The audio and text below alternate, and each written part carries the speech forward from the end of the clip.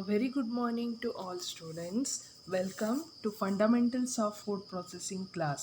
So, under Unit 2, already we have started with compositional, nutritional, and technological aspects of animal meat. And in our previous lecturer, we have studied about the definition of carcass, the concept of red meat and white meat, what is the composition of meat, and also we have studied about marbling and how we have different grades of meat based on the marbling. And in the previous lecturer we have studied about the post-mortem changes that takes place in the meat and about the rigor mortis, that is how the muscle will be converted into meat.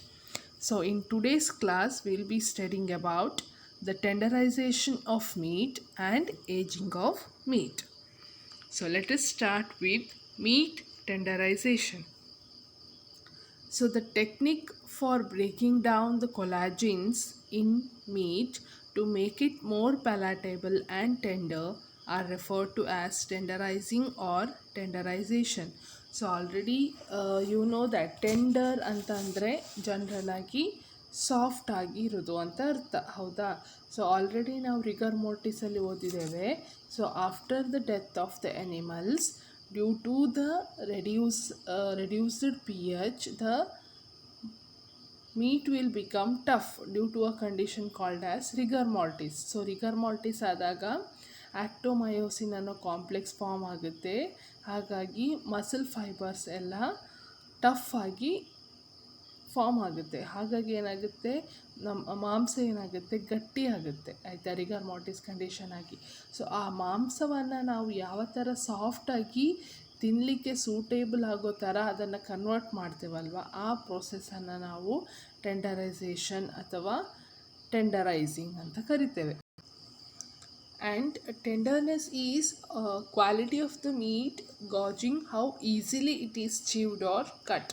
And tenderness is very desirable quality as tender meat is softer, easier to chew and generally more palatable than harder meat. So ಯಾಕೆ ನಾವು tenderness ಅಥವಾ ಟೆಂಡರೈಸಿಂಗ್ ಪ್ರಾಸೆಸ್ನ ಮಾಡಬೇಕಂತ ಹೇಳಿದರೆ, tender meet ಅನ್ನೋದು ತುಂಬ soft ಆಗಿರುತ್ತೆ ತಿನ್ನಲಿಕ್ಕೆ, ಆಯಿತಾ. So and even it is desirable even to look also, even to eat also, even to digest also. Okay, so ಮಾಂಸ ಗಟ್ಟಿ ಇತ್ತು ಅಂದರೆ ಅದು ಡೈಜೆಸ್ಟ್ ಆಗೋದಿಲ್ಲ ಹೊಟ್ಟೆಯಲ್ಲಿ, ಹಾಗಾಗಿ ನಾವು ಟೆಂಡರೈಸೇಷನ್ ಮಾಡಬೇಕಾಗುತ್ತೆ.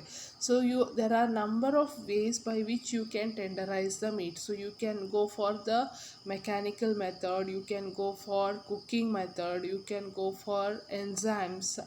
ಫಾರ್ ಎಕ್ಸಾಂಪಲ್, ರಾ ಪಪಾಯ ಹಾಕಿ ಫಸ್ಟ್ ನಾವು ಅದನ್ನು ಮೀಟ್ ಮಾಡುವಾಗ, ಕುಕ್ ಮಾಡುವಾಗ ಮ್ಯಾರಿನೇಟ್ ಮಾಡಿರ್ತೇವೆ, ಹೌದಾ. ಸೊ ರಾ ಪಪಾಯದಲ್ಲಿ ಏನಿರುತ್ತೆ, ಪೆಪೈನ್ ಅನ್ನುವ ಎನ್ಝೈಮ್ ಇರುತ್ತೆ, ಹೌದಾ. ಸೊ ಈ ಎನ್ಝೈಮ್ ಏನು ಮಾಡುತ್ತೆ, ಕೊಲಾಜಿನ್ ಫೈಬರ್ಸ್ನ ಬ್ರೇಕ್ ಡೌನ್ ಮಾಡಿ ಮೀಟನ್ನು ಸಾಫ್ಟಾಗಿ ಮಾಡುತ್ತೆ.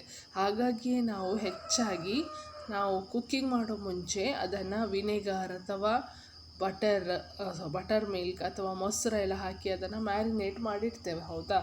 ಸೊ ಅದನ್ನು ಬಿಟ್ಟು ನೀವು ಸಾಲ್ಟ್ ಸೊಲ್ಯೂಷನಲ್ಲಿ, ಅಂದರೆ ಬ್ರೈನ್ ಅಂತ ಹೇಳ್ತೇವೆ, ಅದರಲ್ಲಿ ನೀವು ಮೀಟನ್ನು ಇಡೋದ್ರಿಂದ ಕೂಡ ನಮ್ಮ ಮೀಟ್ ಸಾಫ್ಟ್ ಆಗ್ತದೆ, ಅಥವಾ ಡ್ರೈ ಏಜಿಂಗ್ ಮೆಥಡಿಂದ ಸಾಫ್ಟ್ ಆಗ್ತದೆ, ಅಥವಾ ಸೋಡಿಯಂ ಬೈಕಾರ್ಬೋನೇಟ್ ಮೆಥಡಿಂದ ಕೂಡ ನೀವು ಮೀಟನ್ನು ಸಾಫ್ಟಾಗಿ ಕನ್ವರ್ಟ್ ಮಾಡ್ಬೋದು.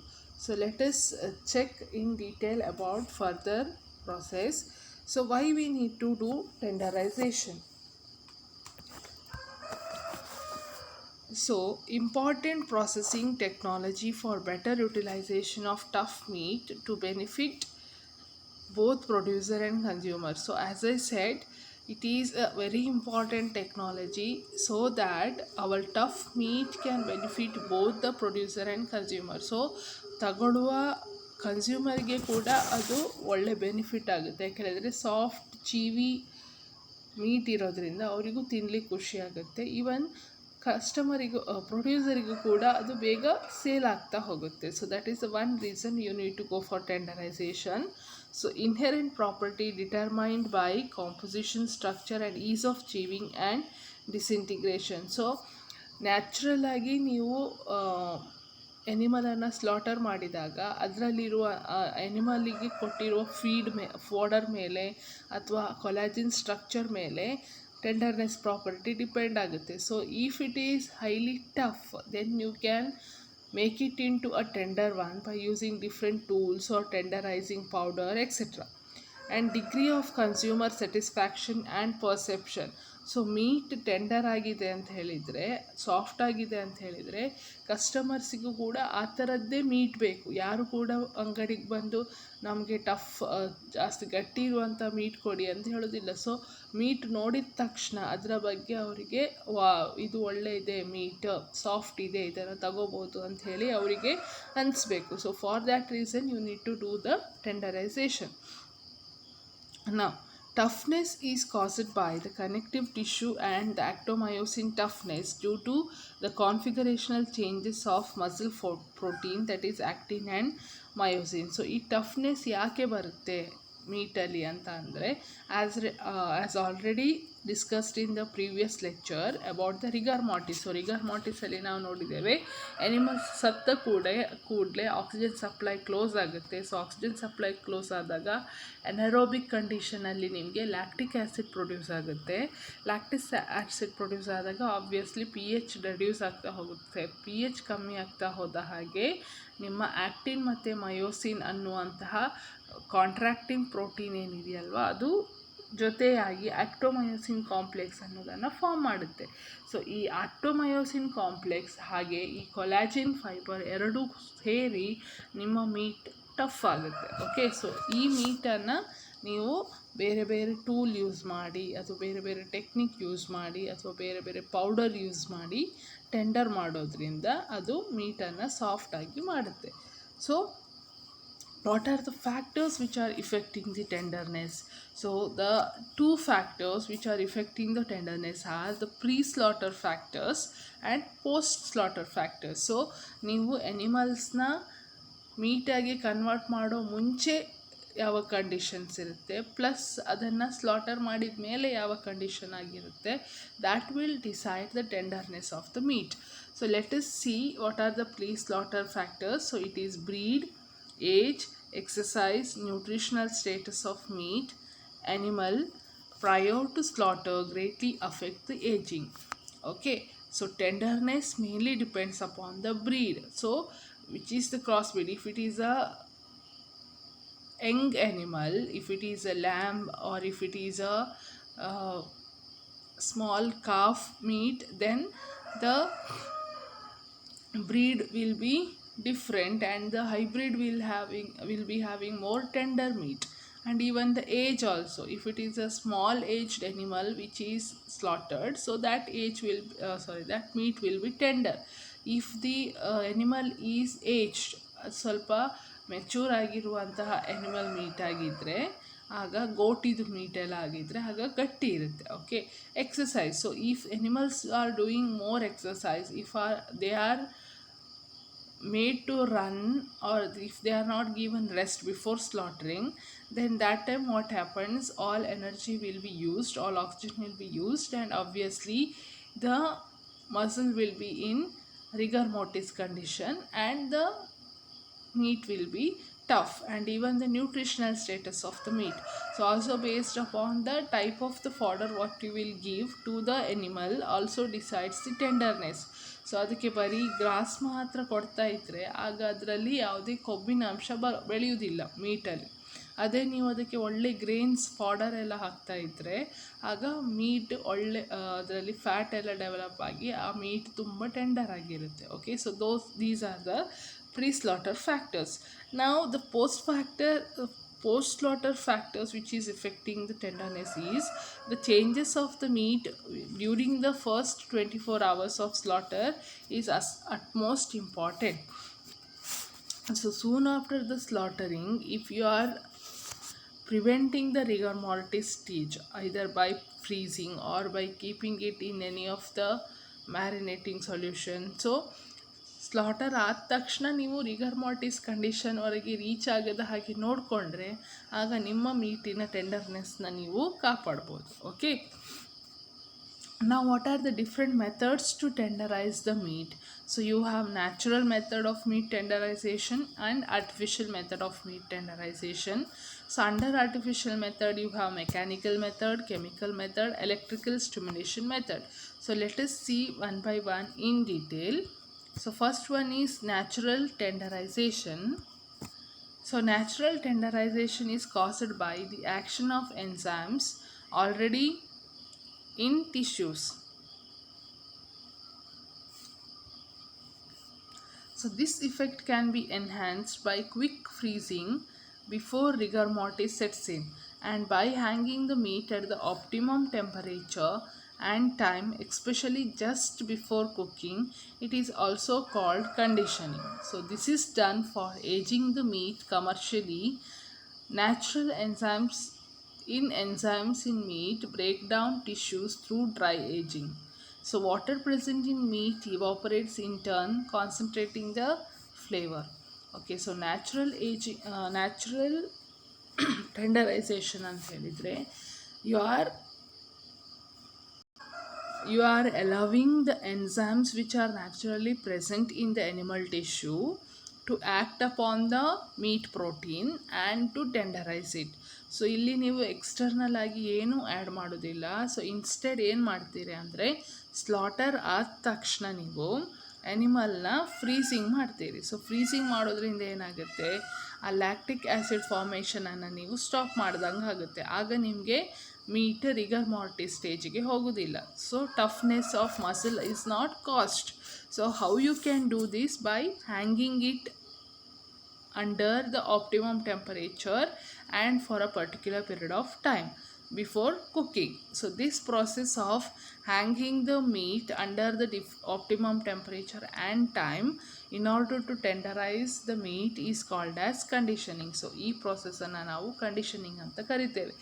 ನೀವು ಬುಚ್ಚರ್ ಶಾಪಲ್ಲಿ, ಮಾಂಸದ ಅಂಗಡಿಯಲ್ಲೆಲ್ಲ ನೋಡಿರ್ಬೋದು, ಈ ಮಟನ್ ಶಾಪಲ್ಲೆಲ್ಲ ನೋಡಿರ್ಬೋದು, ಹೊರಗಡೆ ನೇತಾಡಿಸಿರ್ತಾರೆ ಹೌದಾ ಎನಿಮಲ್ಸನ್ನು. ಸೊ ಯಾಕೋಸ್ಕರ ಅಂದರೆ ಒಂದು ಕಸ್ಟಮರ್ಸಿಗೆ ಗೊತ್ತಾಗಲಿ ಇಲ್ಲಿ ನಾವು ಮೀಟ್ ಮಾರ್ತಾ ಇದ್ದೇವೆ ಅಥವಾ ಈ ಮಾಂಸ ಸಿಗುತ್ತೆ ಅಂತ ಒಂದು ರೀಸನ್. ಇನ್ನೊಂದು ರೀಸನ್ ಏನು ಹೇಳಿದ್ರೆ it is a method of ageing as well as tenderisation. So ಈ ಥರ ನೀವು ಹ್ಯಾಂಗ್ ಮಾಡಿದಾಗ ಏನಾಗುತ್ತೆ, ಮೀಟಲ್ಲಿರುವಂತಹ ಎನ್ಸೈಮ್ ಅದರ ಕೊಲಾಜಿನ್ ಫೈಬರನ್ನು ಬ್ರೇಕ್ ಮಾಡಿ ಮೀಟನ್ನು ಟೆಂಡರ್ ಮಾಡುತ್ತೆ. And also whatever the water molecules are there in the meat, it will be evaporated and the flavor of the meat will be concentrated. So ನೀರಿನ ಅಂಶ ಏನಿರುತ್ತಲ್ಲ ಅದೆಲ್ಲ ಇವಾಪರೇಟ್ ಆಗಿ ನಿಮ್ಮ ಮೀಟಿನ ಫ್ಲೇವರ್ ಕೂಡ ಜಾಸ್ತಿ ಆಗುತ್ತೆ. So that is natural tenderization or conditioning. Now coming to artificial tenderization, so you have mechanical method, so mainly used for cattle or buffalo meat from young and rapidly growing animals. Okay, so ಇದನ್ನು ನಾವು usually ಬೀಫಿಗೆ use ಮಾಡ್ತೇವೆ. animal, okay, the meat of calf, buffalo or the cattle is called as beef. So these methods are usually used for the tenderization of beef. And under mechanical method you have tumbling method, massaging and blade tenderization, pressure treatment and addition of phosphate. So let us check in detail. So tumbling means meat is subjected to falling action in a rotating drum which may be evacuated, and boneless cuts injected with brine or added brine are introduced into drum and mass tumbled for short time of around 10 minutes. So meat recovered from drum is held at chilling temperature for 16 hours and then returned to the drum for further short tumbling before further processing.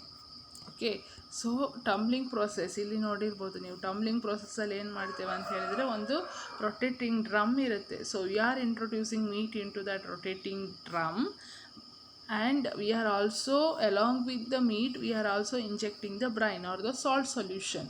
So salt solution ಹಾಕಿ ನಾವು ಅದರಲ್ಲಿ 10 ನಿಮಿಷ ನೆನೆಯಲಿಕ್ಕೆ ಬಿಡ್ತೇವೆ. ಆದಮೇಲೆ ಅದನ್ನು rotate ಮಾಡಿ ಅದನ್ನು chilling temperature ಅಂದರೆ ಅರೌಂಡ್ 0 ಟೆಂಪರೇಚರಲ್ಲಿ ನಾವು ಅದನ್ನು 16 ಗಂಟೆ ಇಡ್ತೇವೆ. ಸೊ 16 ಗಂಟೆ ಆದಮೇಲೆ ಪುನಃ ಆ ಡ್ರಮ್ಮನ್ನು ನಾವು ರೊಟೇಟ್ ಮಾಡಿದಾಗ ಸೊ ನಮಗೆ ಮ್ಯಾರಿನೇಟ್ ಆಗಿರುತ್ತೆ, ಒಳ್ಳೆ ಸಾಫ್ಟಾಗಿ ಇರುತ್ತೆ meet. Okay, So that is tumbling method. Next is massaging method. So meat either brined or injected with brine. Meat mass is moved slowly with broad paddles operating from central shaft with the churning actions. Treatment time 16 hours with machine operated 20 to 30 minutes each hour. So energy introduced to meat which tends to disturb fibrous structure and accelerates the penetration of curing salt and formation of salt solution or suspension required to produce good quality restructured product. Okay so ಮಸಾಜಿಂಗಲ್ಲಿ ಏನು ಮಾಡ್ತೇವೆ, normal massaging ಅಂದರೆ ಗೊತ್ತಲ್ವಾ. So normal meat ಮಸಲ್ಸ್ನ massage ಮಾಡ್ತೇವೆ. So before massaging the meat will be subjected with brine solution.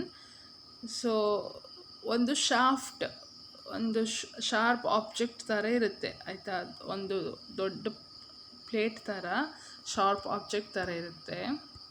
I'll show the image. Okay, so here you can see like this. Massaging means either like this way or this way. So when you are massaging it, what happens, the brine solution will penetrate into the meat and okay, it will penetrate into the meat, one thing, and your fiber content, collagen content will also be distributed properly throughout the meat, and as a result you will get a tenderized meat. Next is blade tenderization. So blade tenderization, here the pieces of meat passed between the rollers, each fitted with a large number of blades. Cuts are made on the surface of meat to accelerate penetration of the brine and the formation of salt or water protein complex. Okay, so blade tenderization ಅಂದರೆ ಎರಡು blade ಮಧ್ಯ ನೀವು ಮೀಟನ್ನು pass ಮಾಡ್ತೇವೆ. Okay, so rollers made up of blades will be there. So you are going to pass the meat in between that. So and in meat also you will be having cuts. ಮೀಟಲ್ಲಿ ನೀವು ಮೀನು ಕೊಯ್ಯುವಾಗ ಹೇಗೆ ಮಧ್ಯೆ ಮಧ್ಯೆ cut ಮಾಡಿರ್ತಾರಲ್ಲ, ಅದೇ ಥರ ಮೀಟಲ್ಲಿ cut ಮಾಡಿರ್ತಾರೆ. So that salt solution will easily penetrate into the meat to enhance the tenderness of the meat. Okay, so that is about the tumbling, massaging and blade tenderization. Next is pressure treatment. So meat is subjected to shock when submerged in water. The treatment subjects meat to very high pressure, accelerates postmortem glycolysis and cause improvement in tenderness. Hydrostatic pressure of 1.05 into 17 kg per meter cube at 30 to 35 degrees Celsius for 2 minutes reported effective tenderness. Okay, so here you can see pressure tenderization treatment, how it will be done. So inside this machine you are going to put the meat and it will be subjected to hydrostatic pressure. So meat ಹಾಕಿ ಮೇಲ್ಗಡೆಯಿಂದ ತುಂಬ pressure apply ಮಾಡ್ತಾರೆ, ಆಗ ಏನಾಗುತ್ತೆ, glycolysis process ಫಾಸ್ಟಾಗಿ ಆಗುತ್ತೆ. So glycolysis ಬೇಗ ಆದಾಗ pH ಜಾಸ್ತಿ ವೇರಿಯೇಷನ್ ಆಗೋದಿಲ್ಲ. ಸೊ ರಿಗರ್ಮಾಟಿಕ್ ಕಂಡೀಷನನ್ನು ಪ್ರಿವೆಂಟ್ ಮಾಡ್ಬೋದು. ಸೊ ಈ ಪ್ರೊಸೆಸನ್ನು 35 to 30 degree ಸೆಲ್ಸಿಯಸಲ್ಲಿ for around 2 minutes it will be done. So and it is very effective method of meat tenderization. Next is phosphate addition. So 0.3% added results in increased fat binding, emulsifying capacity and emulsion stability and diminished oxidation and rancidity. This method is recommended for Indian situation of meat handling for producing better quality meat products with improved water and fat binding and resulting in higher cooked yield and better sensory scores. So phosphate addition ಅಂತ 0.3% ಫಾಸ್ಫೇಟನ್ನು add ಮಾಡ್ತಾರೆ. So usually Indian meet ಇಂಡಸ್ಟ್ರೀಸಲ್ಲಿ ಈ ಮೆಥಡನ್ನು prefer ಮಾಡ್ತಾರೆ. Okay, so ಹೀಗೆ ಮಾಡೋದ್ರಿಂದ ಅದರ water binding capacity ಕೂಡ ಜಾಸ್ತಿ ಆಗುತ್ತೆ, ಈವನ್ ಕುಕ್ಕಿಂಗ್ ಟೈಮ್ ಕೂಡ ಕಮ್ಮಿ ಆಗುತ್ತೆ, ಮತ್ತು ಬೆಟರ್ ಫ್ಲೇವರ್ ಆಗಲಿ ಅದರ ಅರೋಮಾ ಆಗಲಿ ಅದು ಕೂಡ ಇಂಪ್ರೂವ್ ಆಗುತ್ತೆ. Okay, so here you can see, as I explained, meat tumbler machine and the pressure treatment machine.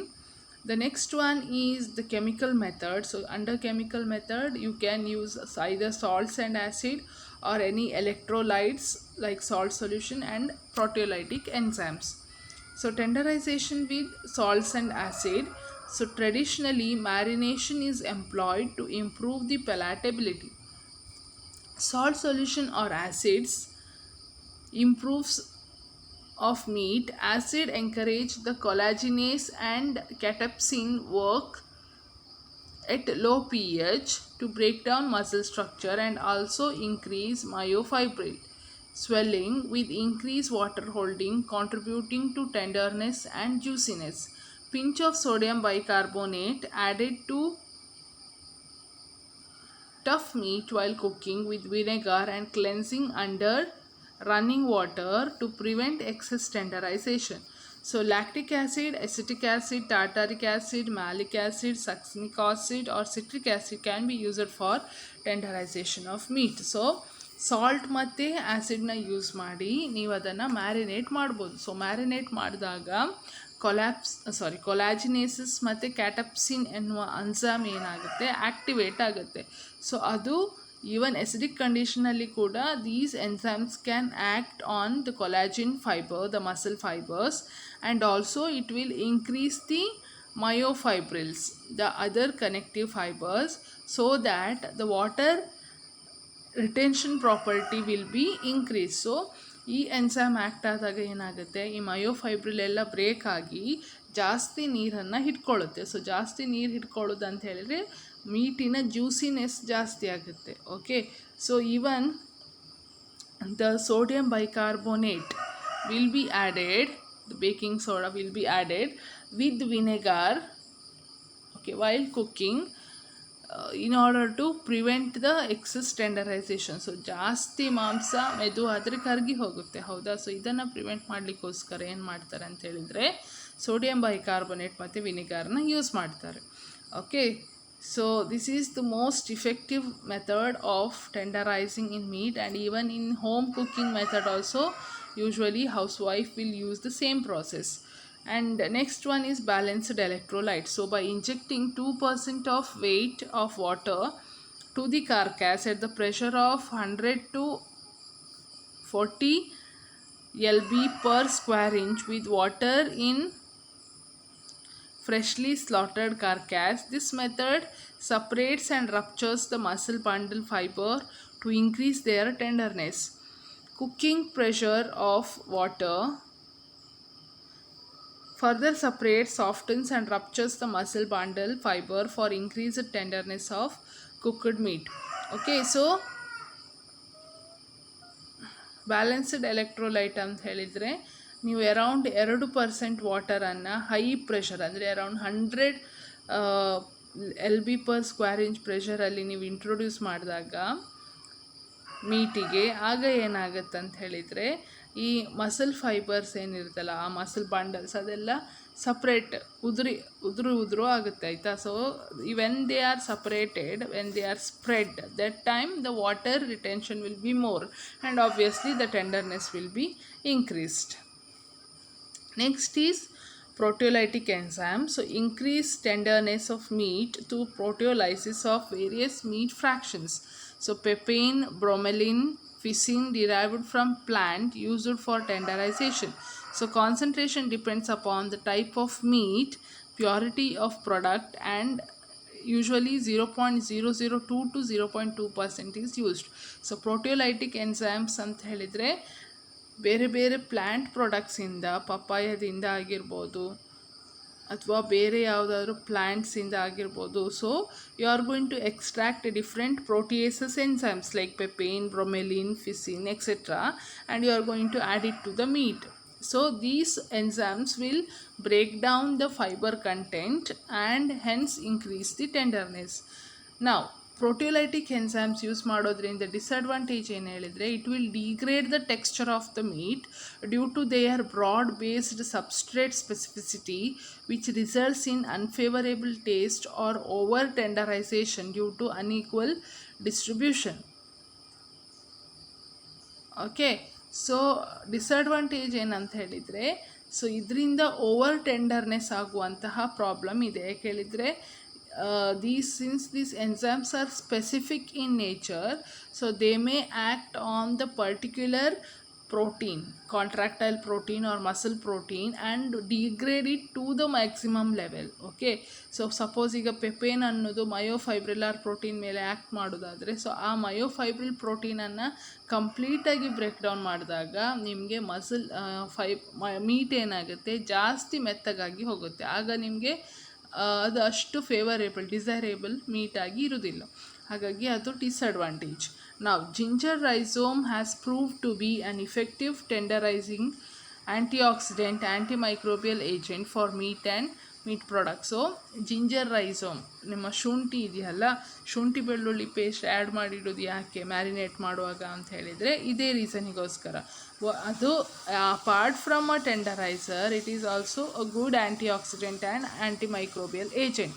So ಮೀಟನ್ನು ಟೆಂಡರೈಸ್ ಮಾಡೋ ಜೊತೆಗೆ ಮೀಟಲ್ಲಿ ಏನಾದರೂ ಮೈಕ್ರೋ ಆರ್ಗ್ಯಾನಿಸಮ್ಸ್ ಇದ್ದರೆ ಅಥವಾ ಬೇರೆ ಏನಾದರೂ ಹಾರ್ಮ್ಫುಲ್ ಸ್ಪಾಯ್ಲೇಜ್ ಕಾಸ್ ಮಾಡುವಂತಹ ಆರ್ಗ್ಯಾನಿಸಮ್ಸ್ ಇದ್ದರೆ ಅದನ್ನು ಕೂಡ ಈ ಜಿಂಜರ್ ರೈಸೋಮ್ ಕಿಲ್ ಮಾಡುತ್ತೆ. Okay, so that is about the proteolytic enzymes, pressure treatment and the chemical method. The next one is electrical stimulations. So electrical stimulation of carcass muscle soon after slaughter accelerates their normal decline in pH, enhances the tenderization. So electrical stimulation ಮಾಡೋದ್ರಿಂದ ಏನಾಗುತ್ತೆ ಅಂತ ಹೇಳಿದರೆ, pH ಕಮ್ಮಿ ಆಗೋದನ್ನು ಇದು fast ಮಾಡುತ್ತೆ. ಆಯಿತಾ, electrical stimulation. So generally applied to sheep and cattle carcasses to prevent the cold shortening induced toughness, tenderize the meat, cause the intense muscle contraction and speeds up the normal post-mortem processes. So electrical stimulation ಮಾಡೋದ್ರಿಂದ ಏನಾಗುತ್ತೆ ಅಂತ ಹೇಳಿದರೆ, ರಿಗರ್ ಮೋರ್ಟಿಸ್ ಕಂಡೀಷನನ್ನು prevent ಮಾಡುತ್ತೆ. ಆಯಿತಾ, ಮತ್ತು ಈ muscle tough ಆಗೋದನ್ನು ತಡೆದು ಮೀಟನ್ನು ಟೆಂಡರೈಸ್ ಮಾಡುತ್ತೆ. And also it improves the appearance and possibly the flavour. So even the appearance will also be improved and even the flavour will also be improved if you are subjecting it to the electrical stimulations. So different voltages have been used. So 32 to 1600 volts will be used. And different amperages have been used. ಬೇರೆ ಬೇರೆ voltage plus ಬೇರೆ ಬೇರೆ ಆಂಪಿಯರ್ಸ್ನ use ಮಾಡ್ತಾರೆ. ಅಂದರೆ 0.5 to 6 amperes ಇರ್ಬೋದು. And impulse frequency ranges from 3 to 400 hertz. So muscle differ in the optimum frequency required for there maximum stimulations. Okay, so ಈ electrical stimulation ಮಾಡೋದ್ರಿಂದ ಎಲೆಕ್ಟ್ರೋಲೈಟ್ಸ್ನ moment ಕಾಸ್ ಆಗುತ್ತೆ. ಸೊ ಎಲೆಕ್ಟ್ರೋಲೈಟ್ಸ್ ಮೂವ್ ಆಗೋದ್ರಿಂದ ನಿಮ್ಮ pH ಬೇಗ acceleration of decline in the pH, acidic condition ಆಗೋದನ್ನ ತಡೆಯುತ್ತೆ ಮತ್ತು tenderize ಆಗುತ್ತೆ. So different types of electrodes have been used. So we can use aluminium foil, you can use probe or pin type, rectal probe, you can use multi-point electrodes, you can use hooks and shackles. So ಬೇರೆ ಬೇರೆ ಎಲೆಕ್ಟ್ರೋಡ್ಸ್ನ use ಮಾಡ್ತಾರೆ. So ಈ ಥರ rod ಥರ ಇರುತ್ತೆ, ಅದರಲ್ಲಿ hooks ಇರ್ಬೋದು ಅಥವಾ ಶಾಕಲ್ಸ್ ಇರ್ಬೋದು, ಪಿನ್ ಥರ ಇರ್ಬೋದು. ಸೊ ಇದರಲ್ಲೆಲ್ಲ ಮೀಟನ್ನು ನೇತಾಡಿಸಿ ಅದಕ್ಕೆ ಎಲೆಕ್ಟ್ರಿಕಲ್ ಶಾಕ್ಸನ್ನು ಕೊಡ್ತಾರೆ. So here you can see high voltage beef side electrical stimulation chamber, multiple electrode to suit varying side lens. So ಬೇರೆ ಬೇರೆ ಥರದ ಎಲೆಕ್ಟ್ರೋಡ್ಸ್ ಇದೆ. So optimal electrode for plant with non conducting rollers. Okay, so here you can see the different types of hooks are there to which the carcass is attached. So sawn side always from electrode, orientation required prior to entering the cabinet. So this is how the animal has to be hanged before it is subjected into the electrical stimulations. So the open rib part has to be outwards and the muscle part has to be inside. Now larger carcasses contact lower electrode, medium carcasses contact middle electrode, and smaller carcasses contract top electrodes. Okay, so ಸಣ್ಣ ಸಣ್ಣ ಮಾಂಸದ ತುಂಡಾಗಿದ್ದರೆ ಅದಕ್ಕೆ ಸಣ್ಣ ಎಲೆಕ್ಟ್ರೋಡ್ಗೆ ಹಾಕ್ತಾರೆ. So voltage ಕೂಡ ಕಮ್ಮಿ ಇರುತ್ತೆ. ಅದೇ ಮೀಡಿಯಮ್ ಆದರೆ ಸ್ವಲ್ಪ ಮೀಡಿಯಮ್ ಎಲೆಕ್ಟ್ರೋಡ್ ಹಾಕ್ತಾರೆ.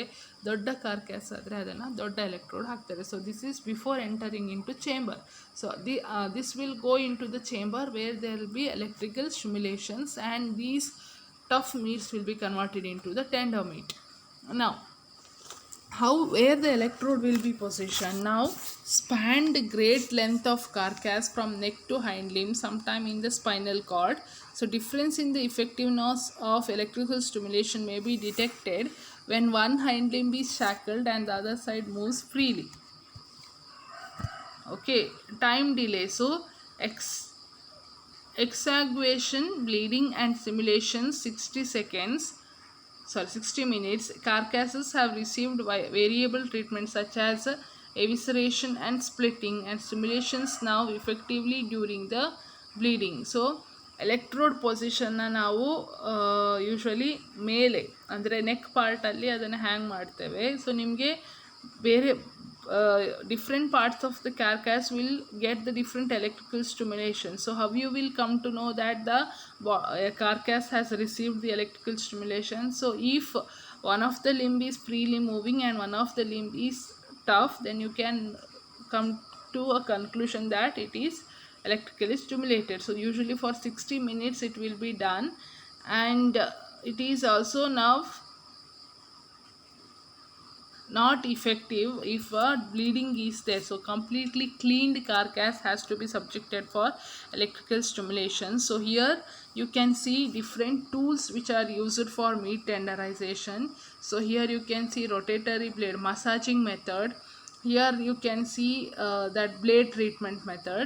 So these are the different types of hammers which are used for tenderizing. So ಇದನ್ನು ನೀವು ಹೇಗೆ ಮೊಳೆ ಹೊಡಿಲಿಕ್ಕೆ ಯೂಸ್ ಮಾಡ್ತೀರಲ್ವ, ಹಾಗೆ ಮೀಟನ್ನು ಕೂಡ ಇದರಲ್ಲಿ ಹೊಡಿತಾರೆ. ಸೊ ಆಗ ಏನಾಗುತ್ತೆ, ಫೈಬರ್ ಎಲ್ಲ ಡಿಸ್ಪರ್ಸ್ ಆಗಿ ವಾಟರ್ನ ಜಾಸ್ತಿ ಅಬ್ಸಾರ್ಬ್ ಮಾಡಿಕೊಂಡು ಮೀಟ್ ಟೆಂಡರ್ ಆಗುತ್ತೆ. ಅದನ್ನು ಬಿಟ್ಟು ನಿಮಗೆ ಮೀಟ್ ಟೆಂಡರೈಸರ್ಸ್ ಅಂತ ಹೇಳಿ ರೆಡಿ ಪೌಡರ್ಸ್ ಕೂಡ ಇದೆ, which is made up of different enzymes, proteolytic enzymes. So that is about the tenderization of meat. Next is aging of the meat. So in the absence of microbial spoilage, the holding of unprocessed meat above freezing point is known as aging. Okay, so holding the slaughtered animal meat, unprocessed one, in around freezing point is known as aging.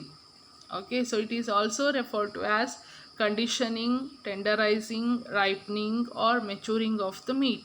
So we can consider aging is equivalent to tenderizing, because when you are aging, when you are keeping it for a particular period of time under the optimum conditions, obviously the meat will be tenderized. So you can also call aging process as a tenderizing process, and you can also call it as ripening process or conditioning process. So natural tenderization, conditioning anta yake kariteve anta helidre, you will be hanging it naturally under the freezing temperature. Okay, so this process we can make muscle soft and pliable. So you can make it soft and pliable, more desirable for eating. So during the process of holding at 0 to 3 degrees Celsius, that is above freezing point, several changes occur in the meat at a suitable rate. So when you are keeping it, hanging it for aging around 0 to 3 degrees Celsius, there are certain changes which are taking place. So aging is required for marked increase in flavor, juiciness and tenderness of the meat. So in the process, action of enzyme in meat plays a key role, while bacterial action is not of much importance. Aging is important for beef, buffalo meat, while pork and lamb does not require aging because they are slaughtered in the age while they are young and inheriting the tenderness. Okay, so ageing ಯಾಕೆ ಬೇಕು ಅಂತ ಹೇಳಿದರೆ, ageing will improve the juiciness of the meet, tenderness of the meet and the flavour of the meat. So ನೀವು ಎನಿಮಲನ್ನು slaughter ಮಾಡಿ ಸ್ವಲ್ಪ ದಿನ ಏಜಿಂಗಿಗೆ ಬಿಟ್ಟರೆ, ಅದನ್ನು ಹ್ಯಾಂಗ್ ಮಾಡಿ ಫ್ರೀಸಿಂಗ್ ಕಂಡೀಷನಲ್ಲಿ ಇಟ್ಟರೆ, ಆಗ ಅದರ ಟೆಂಡರ್ನೆಸ್ ಜಾಸ್ತಿ ಆಗುತ್ತೆ, ಸಾಫ್ಟ್ನೆಸ್ ಜಾಸ್ತಿ ಆಗುತ್ತೆ, ಅದರ ಜ್ಯೂಸಿನೆಸ್ ರಸದ ಅಂಶ ಜಾಸ್ತಿ ಆಗುತ್ತೆ, ಪ್ಲಸ್ ಅದರ ಪ್ಯಾಲೆಟೇಬಿಲಿಟಿ ಮತ್ತು ಫ್ಲೇವರ್, ಅದರ ಅರೋಮಾ ಫ್ಲೇವರ್ ಕೂಡ ಜಾಸ್ತಿ ಆಗುತ್ತೆ. ಸೊ ಏಜಿಂಗ್ ಪ್ರೊಸೆಸ್ಸಲ್ಲಿ ಏನಾಗುತ್ತೆ ಅಂದರೆ, enzymes will be activated and even the bacterial action will be taking place, but bacterial action can be prevented by keeping it under freezing temperature. The mainly we focus is on enzymatic action, and usually beef and buffalo meats are aged because beef ಅಂತ ಹೇಳಿದರೆ already ಅದು age ಆಗಿರೋ ಎನಿಮಲಿನ ಮಾಂಸ. So age ಆಗಿರುವಂತಹ animal ಅಂದರೆ, mature ಆಗಿರುವಂಥ animal ಅಂದರೆ ಅದರ ಮಾಂಸ ಗಟ್ಟಿ ಇರುತ್ತೆ, ಹಾಗಾಗಿ ಅದನ್ನು ಏಜಿಂಗ್ ಮಾಡಲೇಬೇಕಾಗುತ್ತೆ. ಇಲ್ದಿದ್ರೆ ಮಾಂಸ ಗಟ್ಟಿ ಇರುತ್ತೆ, ಅದು ಕುಕ್ಕಿಂಗಿಗೆ ಸಪೋರ್ಟ್ ಮಾಡೋದಿಲ್ಲ. Cooking takes a lot of time. Whereas when you come to pork and lamb, pork is pig, ಹೌದಾ? So pig usually it will be having the tender meat, and even the lamb is also small sheep, ಹೌದಾ? ಎಳೆ ಕುರಿಮರಿಯ ಮಾಂಸ lamb. ಹಾಗಾಗಿ these pork and lamb does not need ageing since they are slaughtered at the young age and when the tenderness, ಮಾಂಸದಲ್ಲಿ tenderness ಬರುವಂಥ ಟೈಮಲ್ಲೇ ನಾವು ಇದನ್ನು ಸ್ಲಾಟರ್ ಮಾಡೋದ್ರಿಂದ ನಮಗೆ ಪೋರ್ಕ್ ಮತ್ತು ಲ್ಯಾಂಬಿಗೆ ಏಜಿಂಗ್ ಮಾಡಬೇಕಂತ ಇಲ್ಲ. Now what are the different types of aging? So 2 types of post-mortem aging processes are practiced commercially. So dry aging and wet aging. So remember students, exam alli write the difference between dry aging ಮತ್ತು wet aging ಬಗ್ಗೆ ತುಂಬ questions ಕೇಳಿದ್ದಾರೆ. So you have to focus on this point. So now dry aging is traditional process of placing an entire carcass or whole sail cut without covering or packing it in a refrigerated room for 21 to 28 days. So dry ageing ಅಂತ ಹೇಳಿದರೆ ಅದನ್ನು ಯಾವುದೇ ಕಾರ್ಕ್ಯಾಸ್ ಅಂದರೆ full meet ಬಾಡಿಯನ್ನು ಯಾವುದೇ packaging ಇಲ್ಲದೆ, covering ಇಲ್ಲದೆ ಒಂದು refrigeration room ಅಂತ ಇರುತ್ತೆ, ಅಲ್ಲಿ 21ರಿಂದ 28 ದಿನ ಅದನ್ನು ಹ್ಯಾಂಗ್ ಮಾಡಿ ಇಡೋದಕ್ಕೆ ನಾವು ಡ್ರೈ ಏಜಿಂಗ್ ಅಂತ ಕರಿತೇವೆ. So what will be the temperature? It is around 32 to 34 degree Fahrenheit and 100 to 85% relative humidity with air velocity of 0.5 to 2.5 miles per second. So ಈ ರೆಫ್ರಿಜರೇಟೆಡ್ ರೂಮಲ್ಲಿ ನೀವು ಹ್ಯುಮಿಡಿಟಿಯನ್ನು ಕೂಡ ಕಂಟ್ರೋಲಲ್ಲಿ ಇಟ್ಕೋಬೇಕು. ಯಾಕೆ ಹೇಳಿ? ಹ್ಯುಮಿಡಿಟಿ ಜಾಸ್ತಿ ಇತ್ತು ಅಂತ ಹೇಳಿದರೆ ಬ್ಯಾಕ್ಟೀರಿಯಲ್ ಸ್ಪಾಯ್ಲೇಜ್ ಆಗೋ ಚಾನ್ಸ್ ಇರುತ್ತೆ. ಸೊ ಟೆಂಪರೇಚರನ್ನು 30 to 34 ಡಿಗ್ರಿ ಸೆಲ್ಸಿಯಸ್ಸಲ್ಲಿ ಇಡಬೇಕು, ಹ್ಯುಮಿಡಿಟಿಯನ್ನು 85% ಇಡಬೇಕು, ಪ್ಲಸ್ ಅದರಲ್ಲಿ ಗಾಳಿ ಆಡ್ತಾ ಇರಬೇಕು. So the air velocity should be 0.5 to 2.5. Too much humidity will allow excessive microbial growth, whereas too little will cause excessive shrinkage. Okay, so why you should maintain 85% of humidity? ಯಾಕೆ ಹೇಳಿದರೆ ನೀರು ತುಂಬ ಕಮ್ಮಿ, water ಅಂಶ ಅಥವಾ ತೇವಾಂಶ ಕಮ್ಮಿ ಇತ್ತು ಅಂತಂದರೆ ತುಂಬ ಶ್ರಿಂಕ್ ಆಗಿ ಹೋಗುತ್ತೆ ಮಸಲ್ಸ್ ಎಲ್ಲ, ಮೀಟ್ ಎಲ್ಲ. ಯಾಕೆ ಹೇಳಿದರೆ ನಾವು ಅದನ್ನು ರೆಫ್ರಿಜರೇಟ್ ಮಾಡ್ತಾ ಇದ್ದೇವಲ್ವಾ, ಅದೇ ನೀರು ವಾಟರಿನ ಅಂಶ ತೇವಾಂಶ ಜಾಸ್ತಿ ಇದೆ ಅಂತ ಹೇಳಿದರೆ ಮೈಕ್ರೋಬಿಯಲ್ ಗ್ರೋತ್ ಆಗೋ ಚಾನ್ಸಸ್ ಇರುತ್ತೆ. ಹಾಗಾಗಿ 85% ರಿಲೇಟಿವ್ ಹ್ಯುಮಿಡಿಟಿಯನ್ನು ಮೇಂಟೈನ್ ಮಾಡಬೇಕು. So 85% relative humidity is a happy medium in slowing microbial growth and moisture loss. So 85%ಅಲ್ಲಿ ನಿಮಗೆ ಮೈಕ್ರೋಬಿಯಲ್ ಗ್ರೋತ್ ಕೂಡ ಆಗೋದಿಲ್ಲ, ಪ್ಲಸ್ ಮಾಯಿಶ್ಚರ್ ಲಾಸ್ ಕೂಡ ಆಗೋದಿಲ್ಲ. ಯಾಕೆಂದರೆ ಅದು optimum humidity level. So water will not be extra, water will not be less also. Now tenderness development can be accelerated by aging at a high temperature. So when it is high temperature, your tenderness process will be fast. However, increased microbial growth becomes a serious problem at higher temperature. So even you cannot keep it at very high temperature. ಯಾಕೆಂದರೆ ಕೆಲವು bacteria ನಿಮಗೆ ಬಿಸಿ temperature ಇದ್ದಾಗ grow ಆಗ್ತದೆ, ಹೌದಾ? For example, ಈಗ ಸಮ್ಮರಲ್ಲಿ ನಿಮಗೆ ನೀವು ಕಡ್ದಿಟ್ಟಿರುವ ಹಿಟ್ಟು ಬೇಗ ಉರ್ಗುತ್ತೆ, ಹೌದಾ? ಅದು ಫ್ಲಫಿ ಆಗುತ್ತೆ. ಯಾಕೆ ಹೇಳಿ? ಸಮ್ಮರಲ್ಲಿ ಬ್ಯಾಕ್ಟೀರಿಯಾಸ್ ಜಾಸ್ತಿ ಆ್ಯಕ್ಟಿವ್ ಆಗಿರುತ್ತೆ. ಅದೇ ಥರ ನೀವು ರೆಫ್ರಿಜರೇಟೆಡ್ ರೂಮಲ್ಲಿ ಕೂಡ ಟೆಂಪರೇಚರ್ ಜಾಸ್ತಿ ಇಟ್ಟರೆ ಆಗ ಬ್ಯಾಕ್ಟೀರಿಯಲ್ ಗ್ರೋತ್ ಜಾಸ್ತಿ ಇರುತ್ತೆ. So air velocity is essential because it act as a medium for moisture removal from the refrigerated area. So ಯಾಕೆ ನಾವು ಏರ್ ಸರ್ಕ್ಯುಲೇಷನ್ ಇಡಬೇಕು ಅಂತ ಹೇಳಿದರೆ, ನಮ್ಮ ಮೀಟಲ್ಲಿ ಮಾಯಿಶ್ಚರ್ ಲಾಸ್ ಆಗುತ್ತಲ್ಲ, ಆ ಮಾಯಿಶ್ಚರ್ ಅಲ್ಲೇ ಉಳ್ಕೊಂಡ್ರೆ ಆಗ ಬ್ಯಾಕ್ಟೀರಿಯಲ್ ಗ್ರೋತ್ ಆಗೋ ಚಾನ್ಸಸ್ ಇರುತ್ತೆ. ಸೊ ಆಲ್ರೆಡಿ ನಾವು ಹ್ಯುಮಿಡಿಟಿಯನ್ನು ಮೇಂಟೈನ್ ಮಾಡಿರ್ತೇವಲ್ಲ, ಹಾಗಾಗಿ ಎಕ್ಸ್ಟ್ರಾ ಮಾಯಿಶ್ಚರ್ ಏನು ಕ್ರಿಯೇಟ್ ಆಗುತ್ತಲ್ವ, ಅದನ್ನು ಆ ರೂಮಿಂದ ಹೊರಗೆ ತೆಗಿಲಿಕ್ಕೋಸ್ಕರ ನಾವು ಏರ್ ವೆಲಾಸಿಟಿಯನ್ನು ಮೇಂಟೈನ್ ಮಾಡಿರ್ತೇವೆ. Okay. So insufficient air velocity will allow excessive moisture to condense on the product, and as a result off flavors and aromas as well as spoilage will occur. So if the air velocity is not sufficient, if we are keeping it below 0.5, that time what happened, moisture whatever will be produced extra, it will be deposited on the meat and it may result in the off flavor. So moisture extra ಏನು produce ಆಗಿರುತ್ತೆ ಅದು meet ಮೇಲೆ deposit ಆಗಿ ನಿಮಗೆ of flavour ಕೊಡುವ chances ಇರುತ್ತೆ, plus ಸ್ಪಾಯ್ಲೇಜನ್ನು ಕಾಸ್ ಮಾಡೋ chances ಇರುತ್ತೆ. Now too high an air velocity on the other hand will result in excessive surface drying with resulting weight and trim losses. The main disadvantage of dry aging is the cost associated with these weight and trim losses. Okay. So ಜಾಸ್ತಿ air velocity ಇದ್ದರೆ ಮಾಯಿಶ್ಚರನ್ನೆಲ್ಲ ಅದು ಎಳ್ಕೊಂಡು ಹೋಗುತ್ತೆ, ಹಾಗಾಗಿ ನಿಮ್ಮ meet ತುಂಬ dry ಆಗೋ chances ಇರುತ್ತೆ.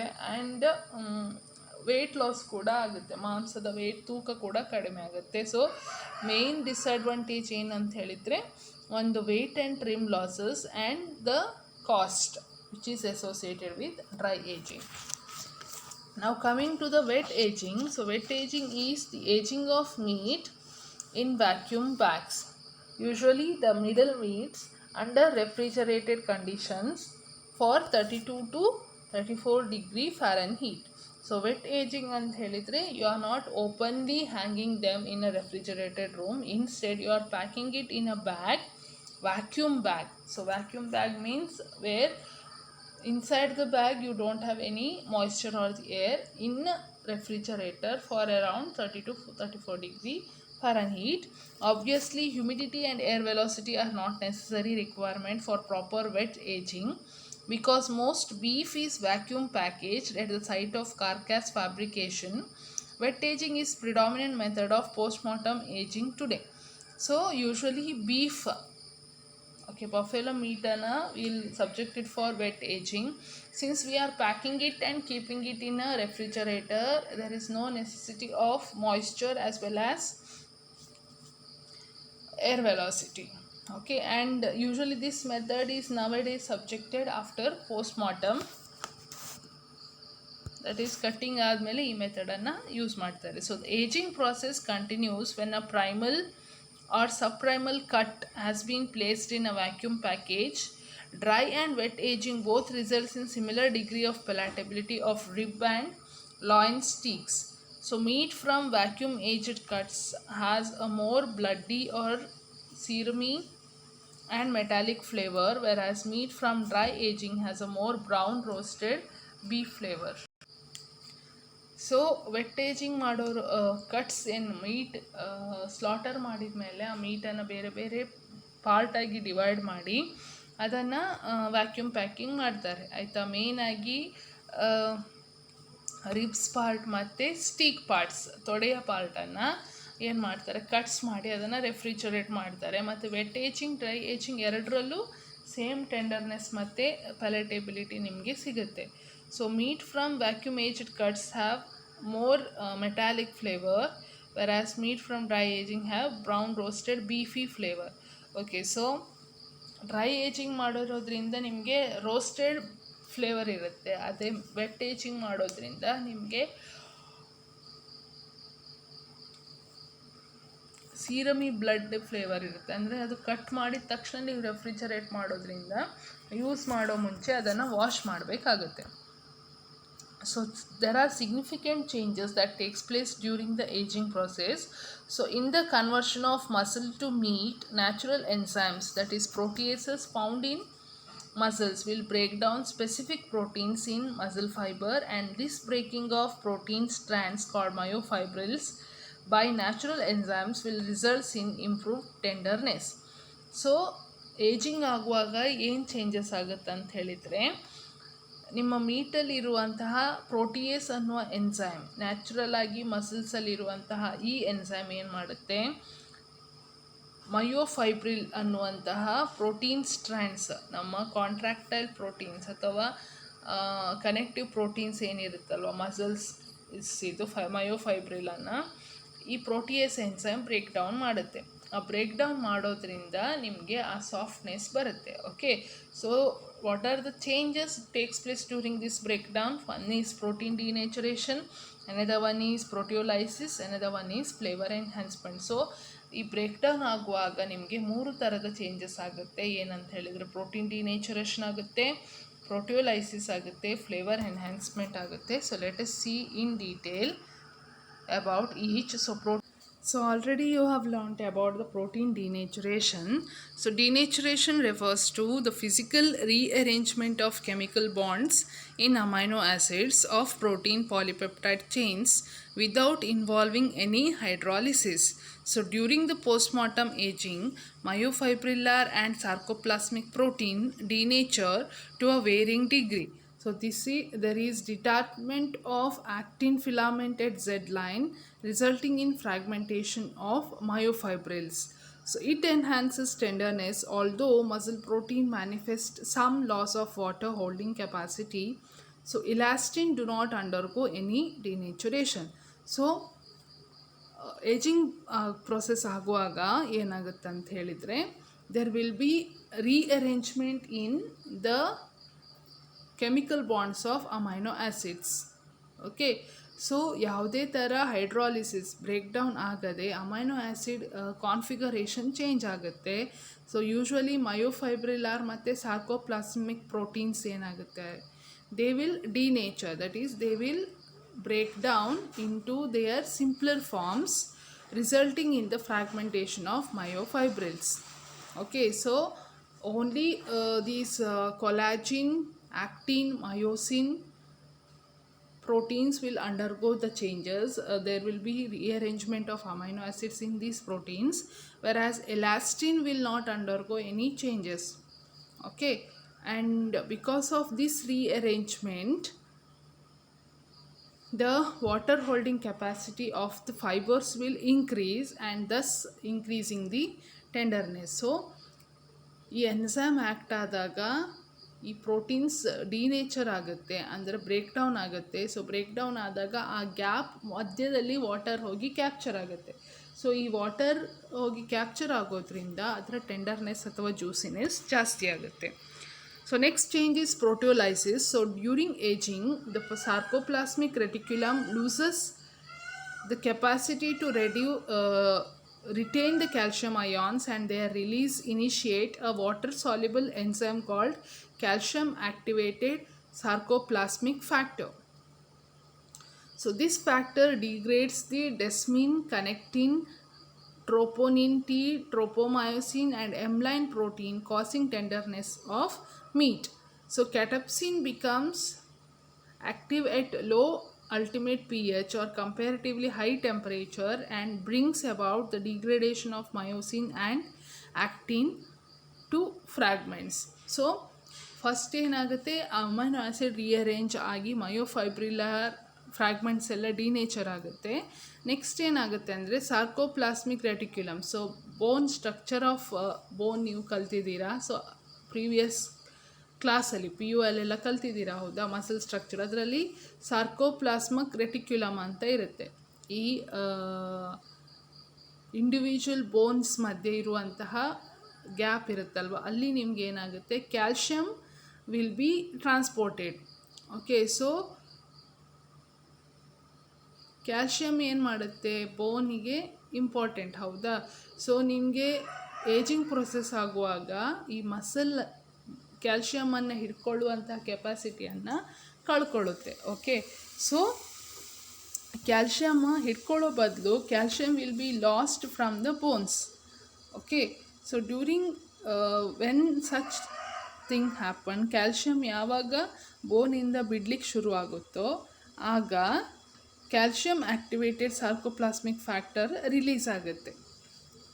ಓಕೆ, ಸೊ ಸಾರ್ಕೋಪ್ಲಾಸಮಲ್ಲಿರುವಂತಹ ಎನ್ಸೈಮ್ ಏನಿದೆಯಲ್ವಾ, ಕ್ಯಾಲ್ಶಿಯಮನ್ನು ಹಿಡ್ಕೊಳ್ಳಿಕ್ಕಾಗದೆ ಈ ಎನ್ಸೈಮ್ ರಿಲೀಸ್ ಆಗುತ್ತೆ. ಸೊ ಈ ಎನ್ಸೈಮ್ ಏನು ಮಾಡುತ್ತೆ, ಬೇರೆ ಮಯೋಸಿನ್ ಮತ್ತು ಆ್ಯಕ್ಟಿನ್ ಕಾಂಟ್ರಾಕ್ಟೈಲ್ ಪ್ರೋಟೀನಿಗೆ ರಿಲೇಟ್ ಆಗಿರುವಂತಹ ಎಲ್ಲ ಕಾಂಪೋನೆಂಟನ್ನು ಕೂಡ ಇದು ಬ್ರೇಕ್ ಡೌನ್ ಮಾಡಲಿಕ್ಕೆ ಶುರುವಾಗುತ್ತೆ. So including the catepsin. Catepsin is also a enzyme. So this enzyme will be activated at low temperature and high temperature and low pH. So ನಾವು ಏಜಿಂಗ್ ಮಾಡುವಾಗ ಹೈ ಟೆಂಪರೇಚರ್ ಪ್ರೊವೈಡ್ ಮಾಡೋದ್ರಿಂದ ಈ ಕ್ಯಾಟಪ್ಸಿನ್ ಅನ್ನುವ enzyme ಕೂಡ activate ಆಗುತ್ತೆ. So ಇದೇನು ಮಾಡುತ್ತೆ ಅಂದರೆ ಆ್ಯಕ್ಟಿನ್ ಮತ್ತು ಮಯೋಸಿನ್ ಬಾಂಡೇಜ್ ಇರುತ್ತಲ್ವ ಅದನ್ನು ಬ್ರೇಕ್ ಮಾಡಿ ಇದರಲ್ಲಿ ಕೂಡ ವಾಟರ್ ರಿಟೆನ್ಷನನ್ನು ಜಾಸ್ತಿ ಮಾಡುತ್ತೆ, ಹಾಗಾಗಿ ಟೆಂಡರ್ನೆಸ್ ಜಾಸ್ತಿ ಆಗುತ್ತೆ. So besides they also degrade the cross links between the non helical telopeptide of collagen and mucopolysaccharide of ground substance. So ನಿಮಗೆ ಗೊತ್ತಿರೋ ಪ್ರಕಾರ ಆ್ಯಕ್ಟಿನ್ ಮತ್ತು ಮಯೋಸಿನ್ ಈ ಥರ ಹೌದಾ, ಇದು ಈ ಡೈರೆಕ್ಷನಲ್ಲಿ ಹೋಗುತ್ತೆ, ಇದು ಈ ಡೈರೆಕ್ಷನಲ್ಲಿ ಹೋಗುತ್ತೆ. So this movement will cause the contraction of muscles. ನಾವು ಕೈ ಬೆಂಡ್ ಮಾಡುವಾಗ ಹೇಗೆ ಬೆಂಡ್ ಮಾಡಲಿಕ್ಕಾಗುತ್ತೆ ಅಂದರೆ ಈ ಥರ ಆ್ಯಕ್ಟಿನ್ ಮಯೋಸಿನ್ ಮೂವ್ ಆಗೋದ್ರಿಂದ ಬೆಂಡ್ ಮಾಡಲಿಕ್ಕಾಗುತ್ತೆ. ಸೊ ಕ್ಯಾಟಪ್ಸಿನ್ ಏನು ಮಾಡುತ್ತೆ, ಈ ಬಾಂಡೇಜನ್ನೇ ಕಡಿದು ಬಿಡುತ್ತೆ, ಆಯಿತಾ. So this bond will be broken by cathepsin and proteolysis will thus bring about some improvement in water holding capacity. So this bond between actin and myosin will be broken. As a result, in between the gap the water will be retained, so that will increase the juiciness and the tenderness of the meat. So along with that there will be flavor development or enhancement.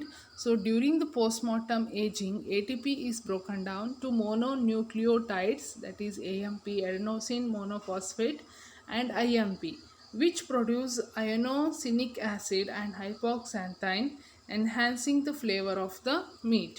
So besides, there are production of some flavor compounds such as hydrogen sulfide, ammonia, acetaldehyde, acetone, diacetyl by microbes, most particularly by yeast, and in long-term aging by molds. Okay, so aging ಮಾಡಿದಾಗ molds ಮತ್ತು yeast grow ಆಗುತ್ತೆ. So these yeast and molds, what they will do, they will help in production of certain flavoring compounds like acetaldehyde, acetone, diacetyl, etc. Not only that, during the aging process the stored ATP will be converted into AMP and IMP, which in turn will produce some flavoring compounds. So store ಮಾಡಿದಾಗ East ಅಥವಾ mould ಆ್ಯಕ್ಷನಿಂದ ಬೇರೆ ಬೇರೆ flavour compound produce ಆಗುತ್ತೆ. Even ನಿಮ್ಮ ATP ಕೂಡ AMP ಮತ್ತು IMP ಆಗಿ convert ಆಗುತ್ತೆ at low pH and high temperature. As a result also there will be production of some flavorable substances. Now due to the breakdown of proteins and accumulation of free amino acid in the presence of traces of soluble carbohydrates contributing the carbonyl group, Maillard reaction can also take place during the later part of aging. This non-enzymatic reaction can form brown compound which may cause some discoloration and impart some bitter taste to meat. So aging ಮಾಡುವಾಗ ನಾನು ಹೇಳಿದ ಹಾಗೆ ಡಿನೇಚರೇಷನ್ ಆಗುತ್ತೆ, ಹೌದಾ. ಡಿನೇಚರೇಷನ್ ಆಗುವಾಗ amino acid produce ಆಗಿ ಅದು accumulate ಆಗುತ್ತೆ, plus some amount of carbohydrate will be also produced during the ageing process.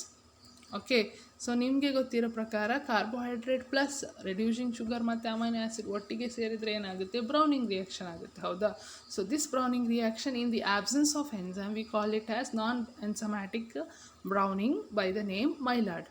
So Maillard reaction ಆದಾಗ obviously there will be a compound color, that is brown color will be formed and a bitter taste will be produced. ಹಾಗಾಗಿ usually dry ageing ಮಾಡಿರುವಂಥ meet ನಿಮಗೆ brown colour ಇರುತ್ತೆ ಮತ್ತು ಸ್ವಲ್ಪ ಕಹಿ taste ಇರುತ್ತೆ. Okay, so we can summarise it as, so you can summarize that So, post-mortem aging of carcasses and cuts is a natural process that usually improves the tenderness under refrigerated conditions. So, natural enzymes act to break specific muscle proteins strands into smaller pieces to result in improved beef steak tenderness of ribs and loin cuts. Most tenderization occurs early in the postmortem aging process, and by 10 days postmortem, most tenderization has occurred in ribs and loin cuts. So post-mortem changes ageing ಯಾಕೆ ಮಾಡ್ತಾರೆ ಅಂತ ಹೇಳಿದರೆ ಟೆಂಡರ್ನೆಸ್ನ increase ಮಾಡಲಿಕ್ಕೋಸ್ಕರ ಮಾಡ್ತಾರೆ. So ಈ ageing process ಆಗುವಾಗ ಈ enzymes ಏನಿರುತ್ತಲ್ವಾ, so ಅದು activate ಆಗಿ ಅದು ರಿಬ್ಸ್ ಮತ್ತು ಕಟ್ಸಿನ ಟೆಂಡರ್ನೆಸ್ನ ಇಂಪ್ರೂವ್ ಮಾಡುತ್ತೆ. ಸೊ ಯೂಶ್ವಲಿ ಈ ಟೆಂಡರೈಸೇಷನ್ ಯಾವಾಗ ಆಗುತ್ತೆ ಅಂದರೆ ಸ್ಲಾಟರ್ ಮಾಡಿ 10 days ಆದಮೇಲೆ ಟೆಂಡರೈಸೇಷನ್ ಆಗುತ್ತೆ. Okay, so that is for today's class. So we can summarize that. So tenderization is required to get a palatable and consumer friendly meat, the soft meat. So it can be done by artificial method and natural method. So naturally by enzymes which are present in the muscles, artificially by electric stimulation or by using enzymes or by using protein powders or by using the tools. And aging is also majorly done to improve the tenderness of the meat. And aging can be of two methods, the dry aging method and the wet aging method. So dry aging method, you are going to uncover the carcass and keep it in refrigerated room, whereas in wet aging method you are going to vacuum pack the product and you are going to keep it in chilling freezing temperature. Okay, so that is for today's class. Thank you for being such an awesome and amazing student. I hope you people are following up with the online classes and keeping the classes up to dated. So don't neglect and keep studying and engage yourself in good activities. Thank you.